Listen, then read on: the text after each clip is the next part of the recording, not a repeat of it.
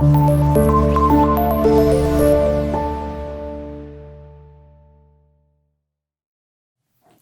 वालेकुम dear student, this is Kashif Majeed your physics teacher और उम्मीद है कि आप सब खैरियत से होंगे। स्टूडेंट हम चैप्टर 5 डिस्कस कर रहे हैं और आज का हमारा टॉपिक है टर्मिनल वेलोसिटी। जैसे हमने पीछे स्टोक्स लॉ को डील किया तो उसमें आपने लिखा था F is equal to 6 pi eta R V, और v यहाँ पे हमने कहा था कि ये एक टर्मिनल वेलोसिटी है और इसकी हमने डिस्कशन कहा था कि नेक्स्ट टॉपिक में करेंगे। और इसमें हम देखते हैं टर्मिनल वेलोसिटी क्या है। टर्मिनल वेलोसिटी आपने 9th क्लास में भी ये टर्म सुनी है और इसमें आपने कहा था कि पैराट्रूपर की जो मोशन है, जैसे एक पैराशूट के साथ एक पर्सन सम हाइट से फॉल करता है तो एक कांस्टेंट स्पीड के साथ मूव कर रहा होता है, कांस्टेंट वेलोसिटी के साथ मूव कर रहा होता है, तो उसको आपने कहा था कि ये टर्मिनल वेलोसिटी के साथ मूव करता है। ठीक है।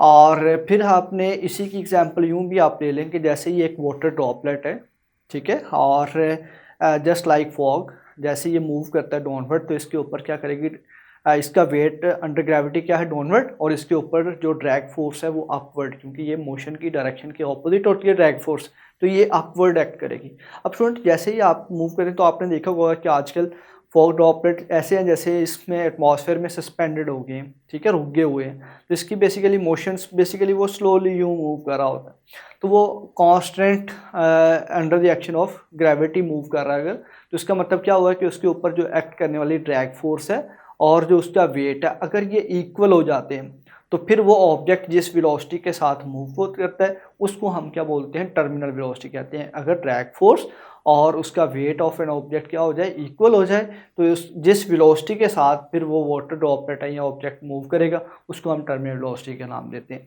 तो यही आपने यहाँ पे डिस्क्राइब करना है, the constant maximum velocity of acquired by the spherical body when the drag force is equal to weight of the body। जब क्या हो कि ड्रैग फोर्स किसके इक्वल हो जाए जी, वेट ऑफ बॉडी के इक्वल हो जाए। कि अगर आप कहें कि ड्रैग फोर्स किसके इक्वल हो जाए, वेट ऑफ बॉडी के इक्वल हो जाए, तो जिस वेलोसिटी के साथ कोई ऑब्जेक्ट मूव करेगा उस वेलोसिटी को आप टर्मिनल वेलोसिटी का नाम देंगे। ओके, तो ये आपने कंडीशन याद रखी। अब इसको स्टूडेंट डिराइव भी हमने करना है कि इसकी वैल्यू की कैसे हम फाइंड कर सकते हैं। तो इसके लिए कहते हैं कंसीडर करें कि एक आपके पास वाटर ड्रॉपलेट है और उसका जो रेडियस है वो आप कह लें, सपोज कर लें जो उसका रेडियस आर है और वो मूव कर रहा है downward such that fog falling vertically in the air drag on droplet increase with increase in speed. और दूसरी बात हमने कही है कि जैसे ही किसी ऑब्जेक्ट की स्पीड बढ़ती है तो उसके ऊपर एक्ट करने वाली ड्रैग फोर्स भी इंक्रीज होती है। तो यूँ स्पीड बढ़ती जाएगी ड्रैग फोर्स भी बढ़ती जाएगी और एक टाइम आएगा जहाँ पे आप ये कह सकते हैं कि उसका जो ड्रैग फोर्स है वो वेट के इक्वल हो जाएगी। तो आप यहाँ पे ये कह सकते हैं कि इसके ऊपर, इस ड्रॉपलेट के ऊपर जो नेट फोर्स एक्ट कर रही है वो कौन कौन सी होगी।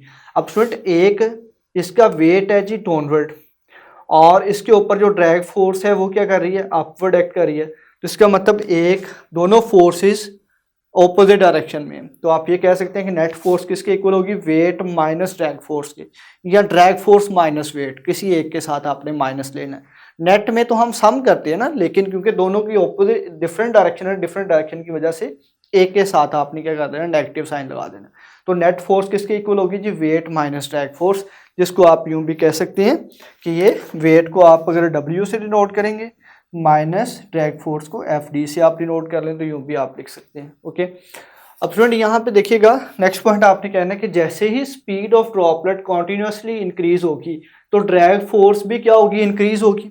ठीक है, और जो ड्रैग फोर्स है वो किसके इक्वल हो जाएगी, आहिस्ता आहिस्ता पहले वो अप्रोच करेगी वेट को, फिर drag force equal to weight हो जाएगी। जब drag force equal to weight हो जाएगी तो उस केस में जो नेट फोर्स एक्ट करेगी वो क्या होगी, जीरो।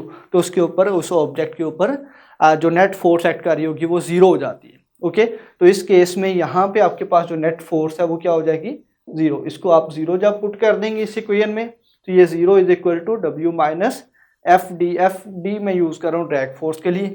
और फिर आप इसको अगर रीअरेंज करते हैं, माइनस FD को इधर मूव करेंगे तो प्लस FD हो जाएगा। तो FD इज इक्वल टू क्या हो जाएगा आपके पास, वेट। तो ड्रैग फोर्स किसके इक्वल हो जाए, वेट के, तो फिर आपके पास जो नेट फोर्स है वो क्या हो जाती है, जीरो हो जाती है। तो ये MCQ उसके लिए भी आपने याद रखना है कि जब ड्रैग फोर्स वेट के इक्वल, वेट ऑफ बॉडी के इक्वल हो जाती है तो फिर जो नेट फोर्स बॉडी के ऊपर एक्ट कर रही होती है वो जीरो हो जाती है। ओके, तो इस तरह से ये रिलेशन। अब स्टूडेंट ड्रैग फोर्स आपने स्टोक्स लॉ को यूज करें, स्टोक्स लॉ के अकॉर्डिंग ड्रैग फोर्स किसके इक्वल होती है 6/8 और जो वेट है वो किसके इक्वल होता है mg के इक्वल होता है। अब यहाँ से अगर आपने इस vt की वैल्यू फाइंड आउट करनी हो टर्मिनल वेलोसिटी की, टी मैंने टर्मिनल वेलोसिटी के लिए यूज़ किया है क्योंकि इसकी रिप्रेजेंटेशन है vt। अब स्टूडेंट vt फाइंड आउट करना हो तो ये वैल्यूज इसके साथ क्या हो रही है मल्टीप्लाई, इसको अगर आप मूव करवाएंगे तो ये इधर डिवाइड हो जाएंगे 6/rv, इधर क्या हो जाएगा डिवाइड हो जाएगा।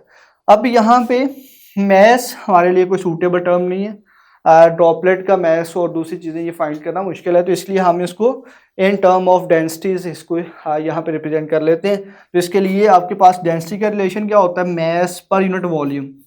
तो इसी क्वेश्चन को थोड़ा सिंप्लीफाई करने के लिए मैस की जगह हमने क्या पुट कर लिया, मैस इज इक्वल टू क्या हो जाएगा वी, इधर मल्टीप्लाई तो mass is equal to rho V. अब स्टूडेंट डेंसिटी तो उसकी होगी उस फ्लूइड की, ठीक है, और यहाँ पे आपके पास आ गया जी वॉल्यूम। अब वॉल्यूम है, अब ड्रॉपलेट की शेप क्या होती है स्फेरिकल शेप है, तो स्फेयर का वॉल्यूम क्या होता है 4/3 पाई आर क्यूब। तो ये वॉल्यूम ऑफ स्फेयर के लिए आपने याद रखना है कि 4/3 पाई आर क्यूब के इक्वल होगा, क्योंकि यहाँ पे आपके पास है। और दूसरी बात है कि इस वॉल्यूम की जगह पे आपने इसकी वैल्यू पुट कर देंगे तो मैस इज इक्वल टू क्या आ जाएगा, ये एम की वैल्यू आ गई। अब स्टूडेंट एम की वैल्यू हमने निकालनी थी तो इस रिलेशन से हमने एम की वैल्यू निकाल ली, अभी ये एम की वैल्यू इसकी जगह पे पुट कर दें। तो जैसे ही इस इक्वेशन 1 में आप पुट करेंगे तो terminal velocity is equal to rho into this value, ये इतनी आपने एम की वैल्यू पुट कर दी यहाँ पे, और ये जी और ये नीचे वाली वैल्यू एज इट। अब स्टूडेंट ये जो डिनोमिनेटर है इस 4/3 का, ये 3 इस 6 के साथ मल्टीप्लाई हो जाएगा।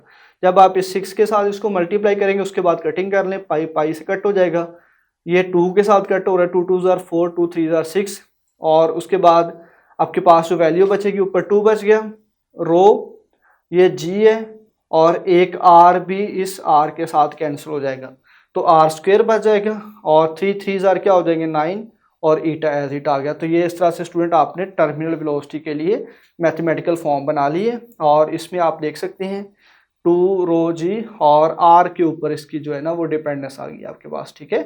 तो डेंसिटी अगर कांस्टेंट रहती है, अगर डेंसिटी कांस्टेंट है तो आप यहाँ पे कहेंगे कि टर्मिनल वेलोसिटी आपके पास डायरेक्टली रिलेट कर रहा होता है किसके साथ, आर स्क्वेयर के साथ। और दूसरी बात यहाँ पे आपने ये चीज़ पॉइंट भी याद रखना है। तो ये आपने टर्मिनल वेलोसिटी के लिए इसकी मैथमेटिकल फॉर्म भी फाइंड आउट कर ली, ठीक है, और इसको डिफाइन भी कर दिया कि जब किसी ऑब्जेक्ट, कोई भी ऑब्जेक्ट किसी फ्लूइड में मूव करता है तो उसकी स्पीड जैसे जैसे इंक्रीज होती है, ठीक है, तो उस तरह से उसके ऊपर एक्ट करने वाली ड्रैग फोर्स भी इंक्रीज होती है। तो कहता है कि एक टाइम ये भी आता है कि ड्रैग फोर्स किसके इक्वल हो जाती है, वेट ऑफ बॉडी के इक्वल हो जाती है, और उस केस में उसके ऊपर जो नेट फोर्स एक्ट कर रही होती है वो जीरो हो जाती है। इसी रिलेशन को हमने यूज़ करते हुए टर्मिनल वेलोसिटी को फाइंड आउट किया। तो होपफुली इसको आपने अच्छे तरीके से समझा होगा। मिलते हैं इंशाल्लाह नेक्स्ट लेक्चर में। अल्लाह हाफिज़।